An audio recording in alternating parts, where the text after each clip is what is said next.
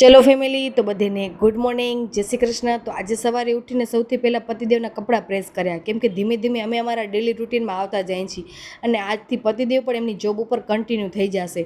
સવારના એટલા બધા કામકાજ હોય છે ને આજકાલ કે હું તમને શું કહું. તો બસ પતિદેવના કપડાં પ્રેસ કર્યા, એમના માટે કોફી બનાવી અને એ ગયા. એના પછી હું નાવા ધોવા ગઈ. પછી અમે ત્રણેય સાસુઓ ભેગા બેસીને ચાય નાસ્તો કર્યો, કેમ કે હજી પણ અમારે રસોઈ બધી બનાવવાની હોય છે અત્યારે, કેમ કે શિરામણી બેસાડી છે તો 3 દિવસ ઘરે જમવા માટે આવે, જે મારા સસરાના નેતનું જમાડવાનું હોય છે ને એ. તો નાહી ધોઈને દેરાણી જેઠાણી રોટલી બનાવી, પછી ગીસોડીનું શાક બનાવ્યું હતું, ઢોકળા બનાવ્યા હતા, લાપસી બનાવી હતી. અને આ રેવા ભાઈ છે જેને અમે મારા સસરાના નેતનું જમવાનું આપી છે, તો 1-1.5 વાગે એમને જમવાનું આપી દીધું.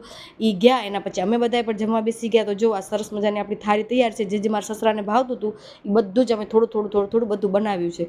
બધાએ ભેગા બેસીને જમ્યા અને સાંજના મેં ગાંઠિયા અને ટમેટાનું શાક બનાવ્યું, ખીચડી બનાવી હતી.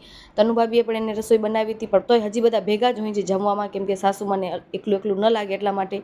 તો બસ બધાએ બારે બેસીને બધા ભેગા થઈને જમ્યા. અને અત્યારે મને તમારો ફૂલ સપોર્ટની જરૂર છે, કેમ કે મારા પાસે અત્યારે કોઈ જાતનું કાંઈ બીજું બતાવવા માટે નથી સિવાય રસોઈ અને સિવાય અમારી આ તકલીફ.